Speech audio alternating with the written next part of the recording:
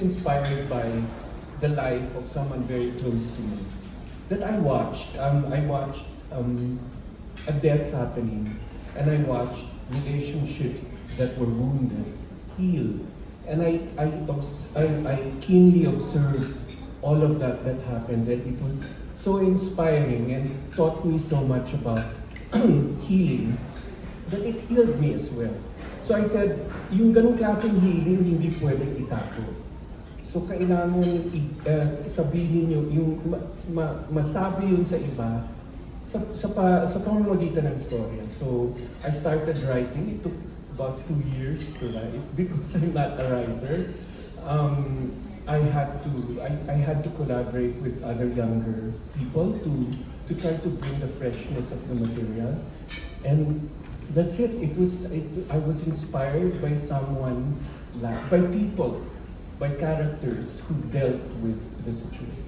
I love that. I think everybody would agree as well when you said the thing about healing, and we can all agree that healing is not linear, and sometimes it can get messy for the Very family, messy. for the people that are involved. So gusto ko lang malaman, since you've mentioned that this is about healing, syempre may kasamang drama yan, may kasamang paglalakbay, the journey on itself. Now I'd like to know as well, how did you embrace that humor? Kasi having watched the trailer, parang light yung feeling sa trailer eh, pero may pinch of the heart siya, may pinch in the heart. So paano mo dinil yung pag-embrace ng humor even while dealing with heavy family issues? What was your philosophy in making that, striking balance in the film? Well, for drama to be effective, it has to be humorous. It has to be funny. There's got to be a balance to it. So, yung point na gusto mong ibigay sa audience, mabibigay kapag hindi mo masyadong binigatan. Kasi pag masyadong mabigat na yung bibigay mo sa audience mo, parang magsasara sila kasi hindi na matake. Ang bigat na nga ng buhay natin, pabibigatin pa natin ng maraming sigawan. Hindi. Lagyan natin ng konting humor para matawa naman tayo ng konti at ma-realize natin na walang absolutes sa buhay nito. Ang ganda. Pero also very risky kasi ang hirap i-balance ng humor lalo na kapag mabigat yung problema. But you did it so beautifully. Kaya naman napakaganda. I'm so excited for everybody to watch it. Now I'm gonna go to Miss Agot and Miss Jody. Without spoiling everybody here, tell us about your characters and how did you prepare for it emotionally? Let's begin with Miss Agot. I play Paz. Ako yung mommy ni Joe, played by Jody. And I come home. I make a grand homecoming to that family na meron akong ginawa in the past. I don't know if I'm allowed. Pero yun, so I made a very major impact sa buhay ni Jody because na I was an absentee mother. And then the chaos, parang yun nga, since I was telling MJ kanina, parang I was the one who really opened the wounds of the family. And then, yun. And then from there, yung beautiful chaos na sinasabi natin doon. And then maybe healing, maybe some excitements, maybe some fighting there. So, yun, like a family, any family drama or encounter. So umuwi ka para manggulo. Yes! Para ako yung bagyo. Nanggulo si Miss Paz. Now, let's move on to Miss Jody. Miss Jody, tell us about your character. Sino ka dito and paano ka nag-prepare for this character? Okay. Ang character ko dito ay si Joe. Anak ako ni Taz. So, ako yung bata na sabi natin inabandonan niya for 20 years. So, si Joe ay isang writer. Mataas ang pangarap niya sa buhay. She's hyper-independent. And she knows na marami siyang kailangan mga bagay na i-deal sa sarili niya. So, meron siyang isang therapist na... wait lang, okay. Meron siyang therapist. Malalaman niyo kung sino ang therapist na ito at kung bakit kami natatawa. Meron siyang therapist na tumulong sa kanya. And just when she thought na she had it all together, she had it figured out, yung plans niya, yung dreams niya, biglang dumating ang isang storm sa buhay niya, sa katauhan ni Paz. With the name of Paz. Yes, tulad niya nagsabi mo, nang gulo, umuwi para manggulo. So, yun. So, doon magsa-start yung panibagong journey ng buhay ni Joe. Paano siya ngayon mabubuhay sa presensya ng isang tao na kilala niya bilang ina, pero para sa kanya, hindi naman nagpakaina. Ang bigat no. Pero gusto na natin i-lighten up yung mood, no? Kasi parang medyo may different side dun sa pagbanggit. Sorry naman. Pero tama, ang ganda ng pagkakalatag ng karakter. Pero may gusto na po ko linawin. For Miss Jody, it's Jo. But from Miss Agot, it's Joe. Joanne. Joanne. We love that. I feel like you guys are gonna relate to the reference later and we're so excited about that. So, bago natin himayin pa yung storya, punta muna tayo kay Direk Cholo. Direk Cholo, para sa yung tanong na to. So, during the next on Netflix event last February, you mentioned that ganito, ganyan, ganoon, found the perfect home on Netflix because of the platform's courage to tell this story, which allowed you to stay faithful to your vision. Now, looking back, what has this partnership taught you about your craft as a filmmaker, and how has it shaped the way you approach storytelling today? Naku, dami ko natutunan dito. I did learn a lot. I mean, even if I will say, okay, I thought I knew everything, but dami ko natutunan kay Luis, kay Bene, at saka sa pagtrabaho with the Netflix people. Particularly in terms of being sensitive to the needs of the audience. Although, I mean, humility was one of the things that I had to learn, and I had to be able to, I had to cut out some scenes. In the editing, it was sort of like grueling because there were some scenes that I did not want to let go of, but I had to let go of.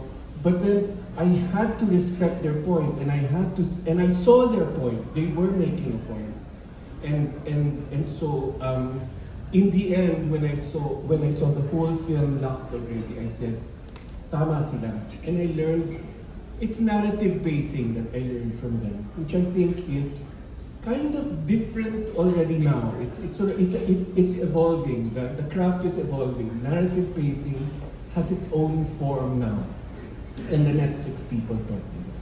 I love that. The humility of it all. Yeah. Despite, making this beautiful film, you still admitted na parang ang daming natutunan along the way. So Yep. that's what we love hearing from you, Sir Cholo. So maraming salamat. Now I'm gonna move on to Jody. Miss Jody, you are a mom already. So as a mom yourself, was there a scene in ganito, ganyan, ganoon that hit differently because of your own experiences and in raising a child? And what emotions yung nalabas mo dun sa scene na yun or sa, sa pelikulang yun? As a mother myself, siguro Joy, ang akin is yung tinatry kong intindihin si Paz. Kasi bilang nanay, may anak ako na parang, paano siya umabot sa ganon? Paano niya ako iniwan? Kasi kung ako, parang kahit anong mangyari, ilalaban mo yung anak mo, di ba? Kumbaga, parang sa hirap at ginhawang magsasama kayo. Pero, paano siya umabot sa ganun? And ako naman, parang bilang anak din naman ako, kung sa akin nangyari to in real life, paano ko siya gagawin? Sa totoo lang, hindi ko rin talaga alam. So, I really had to talk to Direk. Parang, Direk, kailangan ipaintindi mo sa akin. May mga bagay na parang for me, may mga butas. So, kailangan lang nating pagtagpi-tagpiin because at the end of the day, parang hindi ko pwedeng i-judge yung character ko. Kasi if I begin to judge my character, then I won't be able to play her. I won't be able to be faithful to her. Hindi ko siya magbibigyan ng conviction. Hindi ko rin naman pwedeng i-judge yung character niya. So marami talagang discussion, parit-parito na usapin para lang din talaga mabuo si Joe. And yun, siguro Para kami nagte-therapy. At least may therapy sessions na for everybody. Lagi yung okay sa sinet, paano nangyari to? Tapos ito yung mga scenarios, bakit well anyway, parang siya nagiging therapy session every time magde-discuss kami ng eksena. But it's helpful because habang ginagawa namin yung prosesong yun, ang dami rin nabubuksan sa amin. And then sometimes pag ginawa mo na yung eksena, sometimes you plan certain things sa isang scene. And then masusurprise ka na lang na yung plinano mo, totally hindi ganun yung mangyayari. So you just go with what's organic and with what's real. Feeling ko ang makakasagot niya ng iyong ina. Si Miss Paz. Dahil parang ang bigat talaga ng pinagdaanan ni Jo bilang anak. And even Miss Jody herself, parang tinatry niyang intindihin kung bakit ganun din yung naging karakter mo. So ipaintindi mo sa amin, Mamang Agot or Paz. Kasi napakarami na natin pelikula about forgiveness, no? Pero sa totoong buhay, hindi naman talaga lahat ng sugat kayang paghilumin, katulad ng sugat ni Jo na anak mo dito sa pelikulang ito. So after doing this film, do you believe, having played Paz and playing this character, do you believe that closure always requires reconciliation? Or can someone find peace? Nakakahanap bang isang tao ng kapayapaan kahit hindi nila nakukuha yun from reconciliation? Alam mo, I just turned 60. So, mas ngayon, I think for everyone, ayaw na natin ng bagahe. So, yung tipong, yung forgiveness na ina-expect, sometimes we expect not the forgiveness, or the apology. Diba? For us to forgive that person needs to apologize to us. Pero habang tumatanda ka, ayaw mo na ng mga bagahe sa buhay. And naiisip mo na, the healing and the forgiveness happens sa sarili. It's not from the other person. The person does not have to ask or does not have to apologize. It's really an inner work. So, siguro with what happened to the two, meron kasing may blame na nangyari sa kanya, may blame na nangyari kay Paz. That eventually, parang nag-agree sila at some point na hindi kailangan pinag-uusapan. Diba? It was not talked about, but it was sort of inaccept na because we are family, we are mother-daughter. Hindi yung, and then nakita niya yung point ko, nakita ko din yung point niya. So in the end, and then of course there's this illness na looming over us. Diba? We know that there's a finality, diba, to the whole situation. So meron kaming ganon. It's an inner work for her, and inner work for me. So more than anything, it does not come from the other person, but it really comes from yourself. Grabe, no? From those two questions, nakita na natin yung emotions ng dalawa nating cast natin. So, sisingin po natin para sa question kay Miss Jody is si Miss Nish Joshua. Siya po ang nagtanong nun. At yung question naman na nagpa-emotional kay Miss Agot ay galing po sa TV5. So, kasalanan niyo po bakit ngayon emotional po ang ating mga karakter dito sa harapan. But those were beautiful questions. Talaga na-bring out natin yung essence ng pelikula, yung essence ng storya. So, babalik ako sa iyo, Cholo. Para lang makompose ni Miss Jody and ni Miss Agot yung sarili nila. Gusto ko lang malaman, dahil sobrang dami na din talagang movies about Filipino families. So from Mega Asia, ang tanong na to, what do you think this film adds to the conversation? Mahirap din yung tanong ng Mega Asia. It prescribes that we have to resort to proper communication. Kasi kaya nga natin tinawag na ganito, ganyan.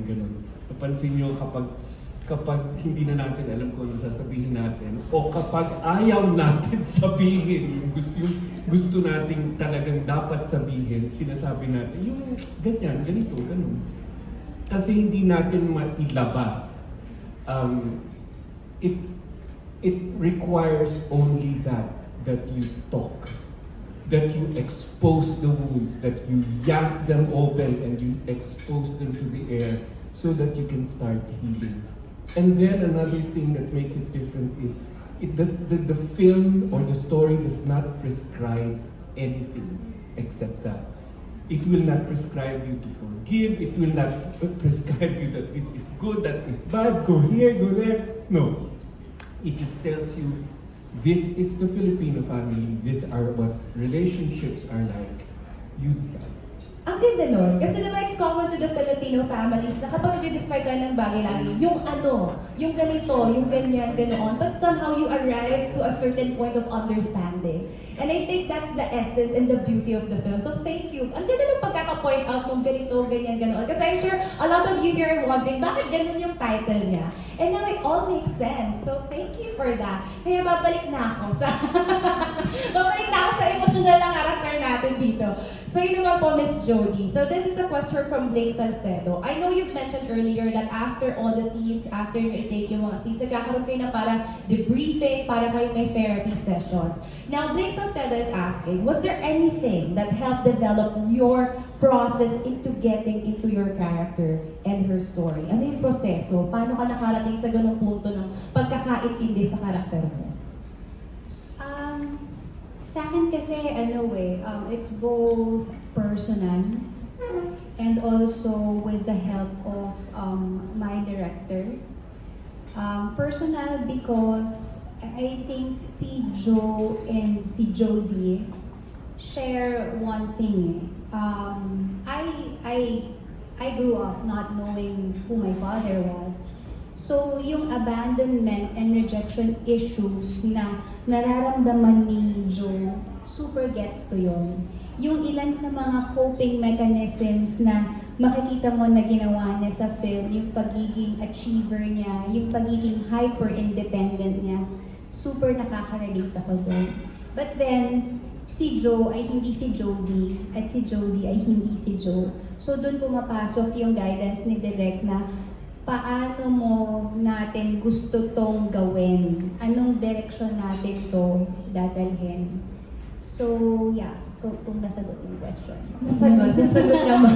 Pero parang nahirapan kami dun sa proseso mo na paghiwalayin yung Joe sa Jody, lalo na ang laki ng area for relatability dun sa karakter o dun sa piniplay mong role. Yes, this parang normally, di ba, parang when you have, let's say, abandonment and rejection wounds, ang tendency mo talaga is to, meron kang tendency to please people magpi-people please ka. But with Joe kasi, ang nangyari, yung with Paz, nung bumalik siya, yung talagang horrified siya.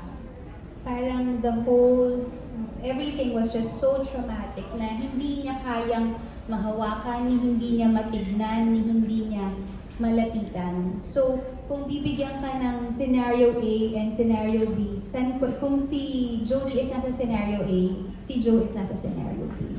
Ganon siya. So, ganon namin siya hiniwalay. Ganun ka-conflicting talaga yung decision-making dun sa storya. Yes.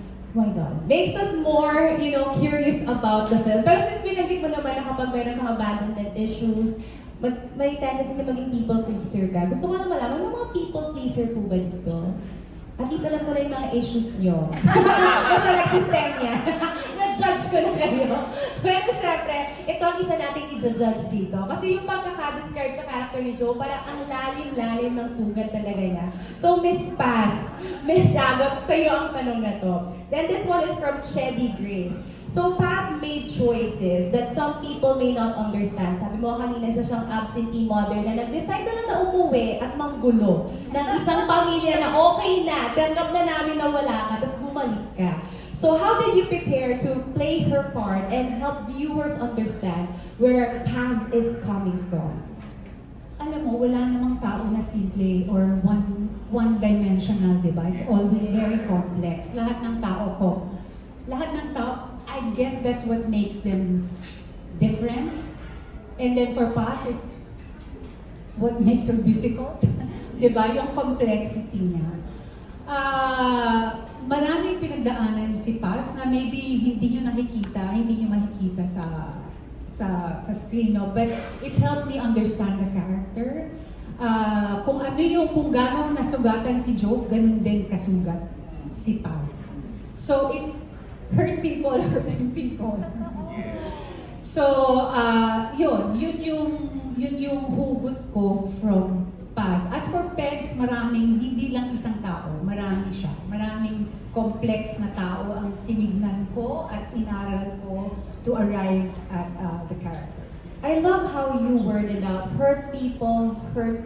Kasi totoo siya. Sometimes we project our issues to other people, lalo na yung mga issues na hindi natin kayang gamutin sa sarili natin or i-work or tanggapin sa sarili natin na meron tayo. So I feel like somehow you helped us understand, in hindsight, kung bakit nga ba ginawa yun ni Paz. Pero later on, you guys are gonna have a sneak peek anyway, so tignan natin kung totoo ba ang sinasabi ni Paz. Mahirap din talaga mag-judge ng tao eh. Kaya Totoo. let's not be judgers. Totoo, let's not be judgers. Pero ito, gusto ko malaman. Hindi tayo mga judgers. Ito, Sir Cholo, gusto ko naman itong marinig sa'yo. So it's been a decade, sobrang tagal na. Simula nung last na pelikula mo. So, CJ Says, ask you this question. Palitan na natin ang pangalan niya. CJ asks na. Hindi na CJ Says. So, CJ Says asks, saan ba si CJ? Nandiyan si CJ. Yan. Pageant vlogger turned into a movie. Writer yan siya. CJ, I love CJ. So ito ang kanyang tanong, what took you so long to do movies again? And what made you say yes to do a movie directorial comeback via Netflix? Overtake ang buhay. I continued on with my career as a commercials director. I had to make a living because I was raising a family. But you know, ever since we premiered Nasaan Ka Man, I never really stopped pursuing film. I continued to be part of film groups. Like I founded Originate Media with Michiko Yamamoto and Moira Lang and the likes. We continued to produce films and distribute films. I continued on with my relationship with film, but I needed the ideal situation for me to be able to do a new film. It was in 2018 when actually I felt there was a chance I could jump into the arena again. The first chance was with Signal, and because streaming was starting to come into the picture. And then the second chance is this, and the most ideal was with Netflix, because they gave a proper budget, that they had a proper organization to try and get it done, and it was good. It was a good experience. So yun, intay lang ng tamang opportunity kasi medyo may requirements ako para sa pelikula. Mataas ang standards ng isang Cholo Laurel. Pero narinig niyo naman ang keywords, proper budget from Netflix. I think we can all agree to that. Look at what you're eating, guys, now, di ba? Parang in the venue, parang lahat naman talaga pinapahalagahan. The artists, of course, the visitors, everybody is actually instrumental in making this film a success. They are being valued by Netflix. So, I love that about them. I love working with them. Kaya naman, gusto kong balikan yung sinabi mo kanina about this film. So, this is a Netflix film, guys. And gusto kong balikan yung sinabi mo kanina na itong pelikula na to, walang tama sa kanya. Hindi kaya tuturuan. Wala siyang prescription. It's not about choosing A or choosing B. It's actually just about the story of healing. Now, gusto kong malaman, this is for everybody. And this is a question from Kuya Kimi. Sa family conflict kasi, bawat kamag-anak may sariling perspective sila kung bakit sila tama. Does the film ask us to choose whose truth is correct? Or tinutulungan ba tayo ng pelikula to understand why they remember the same wound differently? Sir Chol. No, it does not prescribe anything. In fact, ang sinasabi niya, walang absolute. Walang absolute na tama, absolute na mali. Lahat ay may gray area dyan. So that's why makikita mo yung mga characters habang pinapakilala namin sila sa inyo at nag-evolve yung pelikula. Makikita nyo yung bawat side nila. Hindi namin ginawang caricature. Makikita nyo na there is good, there is bad, and there is gray.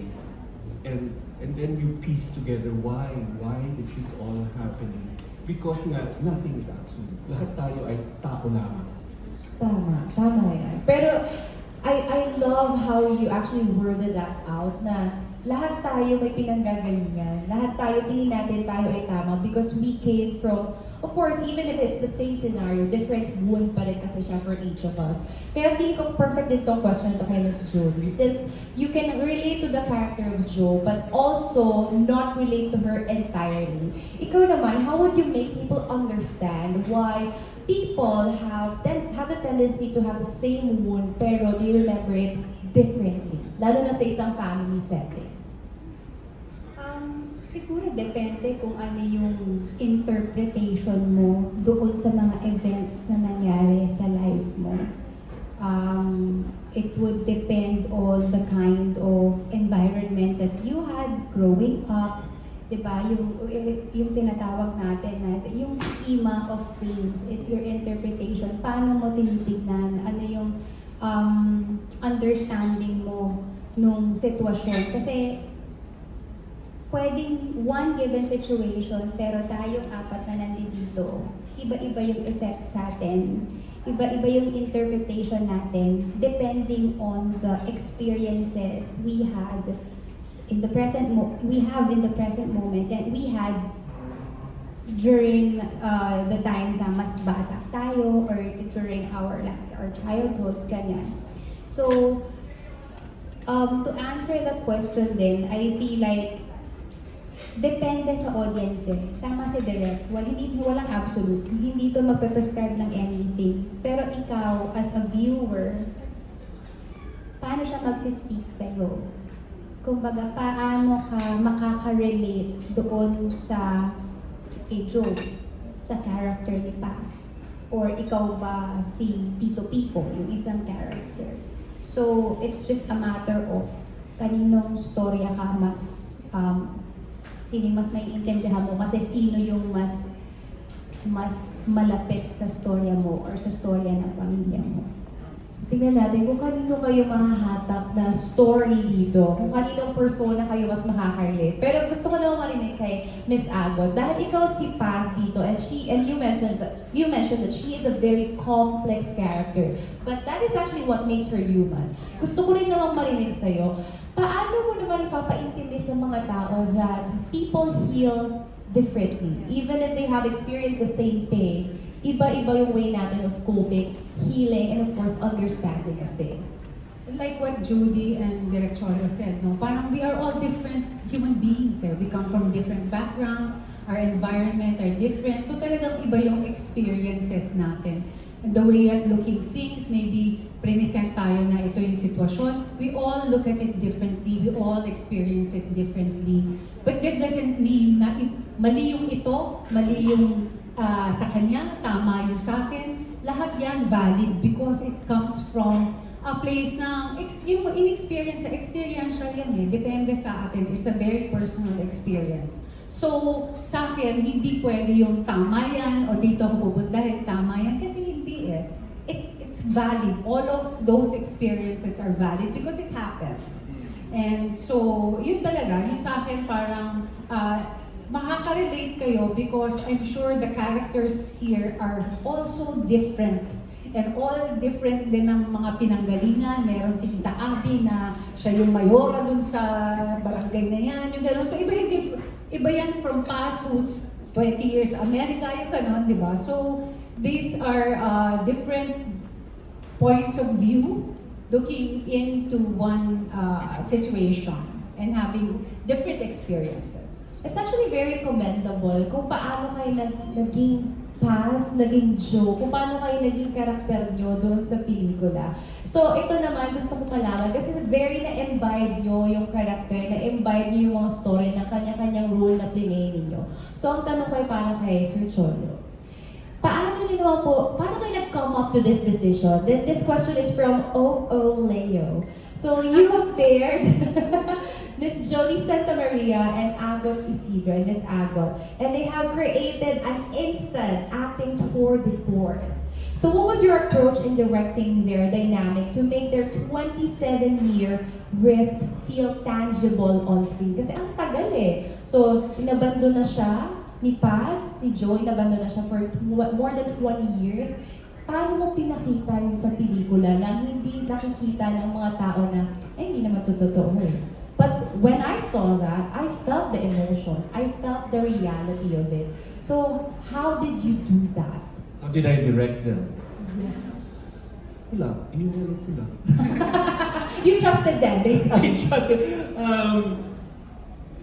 I just, I've learned a lesson from doing a lot of other past things with other great actors also, that you have to give them the leeway to be malleable. Yung para yung sila mismo ang hahawak dun sa clay nung character, sila mismo ang magpoporma kung ano talaga yung character nila. Kaya lang, bago nila magawa yan maayos, kailangan mong upuan with them na ganito ang gusto nating ipalabas na human being. Dito siya nanggagaling. Ito yung kanyang takot sa buhay. Ito yung kanyang sugat na napakalalim. At gusto niya marating ito. So, we, oh my God, debated, discussed separately. Kung minsan nasa set kami, gaganyanin ako ni Jody or ni ano, mali ito, ganyan. So I will stop the whole shoot and I will say, okay, I will not ignore because I'm not an absolute. I'm never absolutely right. But I will sit down there, I will stop the shoot, blessing may EGL dyan. I will sit down and okay, tell me, why is this wrong? And when I get the point, I will let them do it. And believe me, if that's your approach in directing, you let them be the human beings that you envision. Magic comes out. Inspiring. Grabe. Ang ganda ng pagkakalatag ng pagkaka-explain nun. Pero let's disregard lang po yung about dun sa EGL, no? That was just for the sake of the narrative. We followed. Yes? Good practice nga yun. Yeah. We followed Super, to the letter. Oh. To the letter. So, yes, so we follow laws here. We honor the EGL law. Correct. Now, ito naman po, dahil na-explain nyo na yung ganda ng pelikula, yung ganda ng karakter, kung saan siya nanggaling, kung saan siya hinugot. Ito naman, let's look at the bigger picture. So I'm gonna ask Miss Agot and of course Miss Jody. And this is actually a very, very interesting question because earlier this year, Netflix introduced its exciting lineup of Filipino films and series coming to the platform in 2026. So as artists, leading one of Netflix's originals, what does it mean to be championing local narratives and having these stories shared not only to the Philippines but also with audiences from around the world? Kasi again, this will be streaming globally. So, kamusta yung pakiramdam na isa kayo sa mga flag bearers ng local narratives? Ako personally, sobra akong excited and sobra akong natutuwa because before, di ba, when we have, let's say, mga local titles, regional kung ilalabas sila. But now, it will be streamed globally. So, more and more people will get to see parang what Filipinos can do in terms of filmmaking, in terms of yung showcasing also Filipino talent. And because before, tayo yung karaniwang pinapasok ng mga foreign series or films. So we get a glimpse of what their culture is like through the films that we get to see. But now, they get to see us, the Filipino people, a glimpse into our culture, who we are as a people and as a nation, and yung great talents na meron tayo. It's actually a perfect time to be proud to be Filipino. I mean, we should all be proud of being Filipino. Pero isa to sa mga panahon na parang mapasabi ka na lang, thank God for Philippine cinema. Thank God for Netflix for bringing this talent of Filipinos to the rest of the world. Because napakaganda, napakarami nating talento na hindi natin naipapakita because we're restricted in showing it to, of course, local lang or regional showcases lang. So with this one, we'll be able to show it to the world. And that's something that we should be proud about. Kaya gusto ko yung marinig how proud you are of this moment, Miss Agot. Kamusta ang pakiramdam that we're gonna be streaming this globally? Excited, scared, honored actually. Kasi nga, di ba, now the whole world will get to see Filipino talent. And we were talking about traveling kanina, that how it opens one's mind. So now, parang ngayon, dinadala natin yung Filipino culture and our everything, creativity, everything. Parang pinapakita natin sa buong mundo what we can do, what we are all about as a nationality, yung lahat yon, the creativity, our stories, and the people behind it. For me, parang it's about time that the whole world will see what we can do. Di ba kasi ngayon panay viral videos lang ng mga Pinoy ang nakikita nila. But now we have a story, and it's a very kumbaga universal lang storya natin. It's about family, it's about love, it's about forgiveness, it's about a community. And then we're also proud to showcase Marinduque, diba? Through the film. Kasi talagang dito makikita mo yung ganda ng Pilipinas. Wow, what a time to be alive, everybody. And that is very beautiful, no? For so long, we've been looking at other people and, forcing ourselves to relate to stories that we can never relate to dahil hindi naman natin yung kultura. But now, the story is here. The Philippines can now be seen because of this film. And sabi nga ni Ms. Jody kanina, now they can see us. And that is actually a big success, a big achievement for ganito, ganyan, ganoon. So everybody, a round of applause for Chola Laurel, Jody Soterayan, Agat Osino, and ganito, ganyan, ganoon. That was such a beautiful conversations we had. And of course, thank you to all our friends from the media for the questions. Napakahirap ng mga tanong nila. It was very emotional, but something that is right to ask our, our guests here and casts here. Dahil nalabas talaga natin kung ano yung essence ng pelikula ng storya. Now, of course, we'd like to invite everybody before everybody gets to experience this beautiful story on Netflix. We have actually prepared an exclusive first look at the movie Ganito, Ganyan, Ganoon. And this side, we would like to invite our cast and of course director to sit over here so that they can have a glimpse of what's going to happen in the film. But before we begin, everybody, we'd just like to remind everyone to please put away your phones, cameras, and recording devices. Recording or live streaming is strictly prohibited. Again, we'd like to remind everybody to please put away your phones, cameras, any recording devices because it is strictly prohibited, especially recording and live streaming. Now, thank you very much, everybody, for this. Of course, we'd like to thank everybody for being here this afternoon. And now we invite everyone to enjoy the sneak peek.